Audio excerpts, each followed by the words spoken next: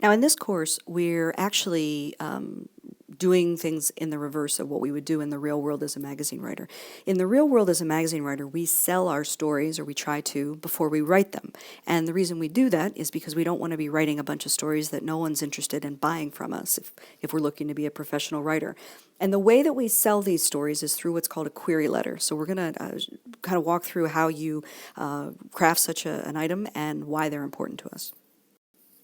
This is your sales pitch. This is going to show an editor, this is what I can write on, this is the idea that I have for you, this is my theme, this is why this story fits your magazine, and this is why I am the right person to write it for your magazine. So you basically have one page to pitch someone, or one email post in order to get an editor convinced, whether they've met you or not, that you are the right person to write for their magazine, and they should pay you money to do that. The best part about a query letter is it can save you a ton of work up front. So, I don't like to waste time. I don't like to waste other people's time. So the idea of going out and doing a bunch of interviews and crafting an entire article and not being sure whether it's marketable is a hindrance. Most of us don't have the time to do that, and our sources don't have the time to do that. So this gives you the chance to know that there's a market up front.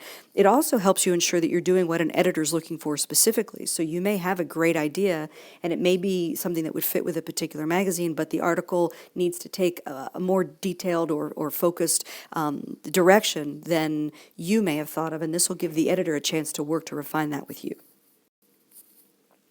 The other option, of course, is to create a manuscript, which is the entire article. Now, the challenge for, when I was a magazine editor, the challenge for me was, I do not have time to read manuscripts that come into me unsolicited. I'm also kind of questioning why it was created. Was this something that they tried to sell someplace else and they weren't successful, or is it something they just wrote with the intention of sending it out to a bunch of publications that's not really written for mine? So they may be trying to resell me something, which, if they tell me that, I still may be interested, but it just throws up some red flags, so I prefer to be working with a writer from idea all the way through to conception.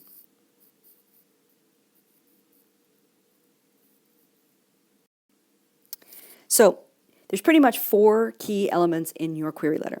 1, you need to sell me the idea. You need to tell me what the story is going to be about.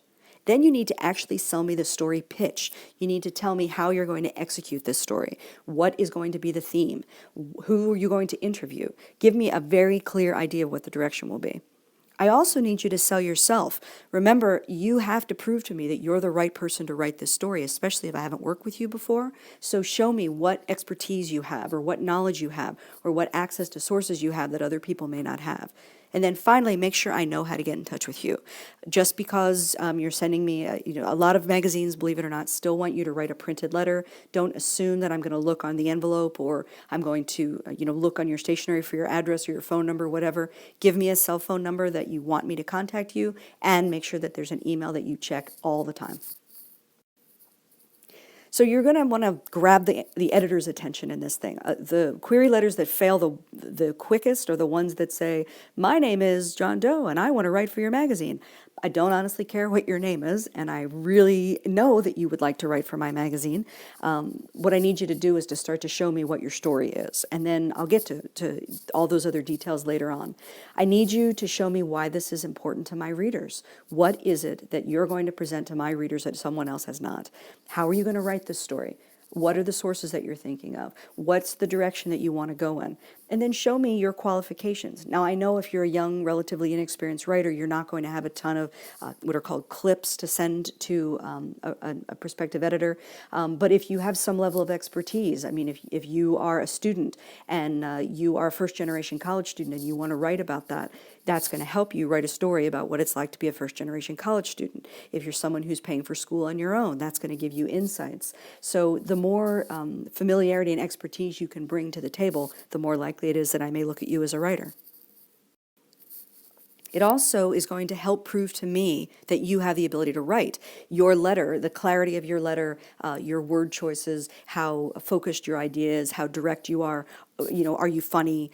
Do you have a little bit of personality in this letter? All of these things are going to let me see that I might want to work with you, and it's going to let me see a little bit about your preliminary research. So don't just say to me, I'm going to write a story on, what it's like to be the oldest of 8 kids, and then tell me you're just going to tell me your family's story, because that's not necessarily going to sell this story for me. If you're going to go into statistics and show what the percentages increase or decrease of families with 8 or more children and the challenges that they have, and these are some of the experts you're going to talk to, now I'm going to get more intrigued. So the format, if you write it in letter form, is it's always one page. It's a business letter. Don't ever send a letter out to anyone that hasn't been crafted into stationery in some way. With desktop publishing being as easy as it is, simply doing a header and footer in Word with some stylized version of your name and address is certainly good enough, but you cannot send a blank piece of paper with just your typing on it. So make sure that you craft a piece of stationery, but use white paper. You don't have to be fancy. And if you do have any clips, if you've written for your school newspaper or you've had anything in a newsletter, whatever it might be, and it doesn't have a ton of typos, or you're mildly proud of it at least, send that along so that I can see that you've been published before. Please make sure that there's no spelling or grammar errors. That is going to be a red flag. And so you have to go through this thing and proofread it like you would an article. Put the date on it so we have some idea as to when you're sending it. We can keep track of it. Make sure you send it to the right editor. Nothing will kill your story faster than if you send it to the wrong editor, or the new editor's taken over and you didn't bother to check the magazine or confirm your information beforehand. Sending it to the wrong editor is going to tell me you are not paying attention to the magazine. You haven't been reading it, and so that's going to be a red flag for me. The salutation should be formal. Don't say, hi, or don't say, hey, Johnny, or whatever it would be. I mean, it's dear Mr. So-and-so. Or if you're not sure if it's a name like Chris or Pat, you're not sure if it's a man or a woman, you can call the magazine and find out. Or you can address it to dear Pat Hampton, or, however you'd like to do that. You can also create a headline as opposed to a salutation. So you can put a headline over the story idea, and then you can avoid the salutation. Single space your paragraphs. The only time you're going to double space paragraphs for the most part is in an academic setting. So make sure you single space with a space in between the paragraphs. Now, you may notice in the writer's guide, which is where we get a lot of information about where to send information for these query letters, how to contact magazines, it'll say SASE. That means self-addressed stamped envelope. You're going to want to include that in your query letter, and I'll be honest with you, the reason you include it is so you can be rejected. They may send you, if it's a nice editor, they'll send you something personalized that tells you why they didn't want your idea. They may also send you a form letter. A lot of times they'll send you nothing, but with the self-addressed stamped envelope, it'll help you get more information. And you want to know, if they can tell you, hey, we already run this idea, or if we went in this direction, maybe that would be interesting, or they might give you some feedback as to help you pitch better in the future. Also, they'll ask for clips, which, as we've mentioned, are things that you've had published before. I really advocate setting up a website, getting a WordPress blog started. If you do have writing clips, to be able to put those things up, or start a blog to show people what you're writing, the more of an online presence that you can provide for yourself that shows your writing experience, the better it's going to let some editor get to know you and hopefully want to work with you. Make sure you know this publication. Do not pitch the magazine if you haven't read it. Editors know that. Make sure that you check out the writer's guidelines if they have them. I've given you several examples on the iTunes U course. The writer's guidelines outline what they're looking for. You may have written the world's funniest short story that you think would be perfect for this magazine, but the writer's market and the writer's guideline will say they don't accept fiction, or they don't accept poetry, or they don't want any first-person stories. If you can get that information ahead of time, it's going to save you a lot of time. Study that masthead. Make sure you're sending it to the appropriate editor. If you have any questions, call the magazine and ask them. More and more magazines are allowing us to send in email queries, which is great, but we still have to maintain our professionalism. We still have to treat this as we would a standard business experience, get to the point. That's why the website will help us. You can send electronic clips. A lot of attachments get stuck in filters, email filters. So if you're able to put those things online and just send them one comprehensive website with all of your archived clips on it, that would be a great way to do it. And then be sure to follow up, because if you don't hear from someone, the chances are that that email could have gotten lost. So you can wait, a few weeks and then contact them again and say, hey, I sent this.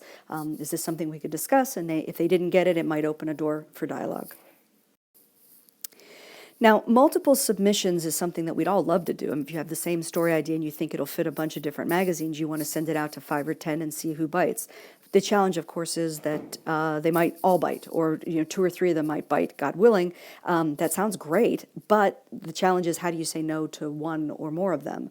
So if they're not competitive magazines, they don't write on the same subject, you can absolutely send the same subject query to more than one magazine, but you do have to tailor it so that it's appropriate to both magazines. So one example is, I had a story on Dr. Dean Richardson, who was the vet for Kentucky Derby winner Barbaro when he broke his leg. Well, I thought that would be a great story for a Columbus Monthly, and I thought it would be a great story for the Ohio State Alumni Magazine. And so I tailored the pitches to both, and they ended up both buying it and both publishing it. So, that's one way to get more traction out of a story idea. Please know that you are going to be rejected, and you are going to be rejected a lot. And it's not personal. They're not mad at you, or they don't not like you. There's a whole variety of reasons why your idea may not get pitched. And you're going to have many, many more rejected than you will have bought. Figure out what you did. If there's something you could do differently, work on that. See if you can get some feedback from them. Move on. Each rejection really is one step forward. If you learn from that experience, the chances are that you're getting one step closer to success. So here's an example of a fairly professional query letter that I'm giving you here.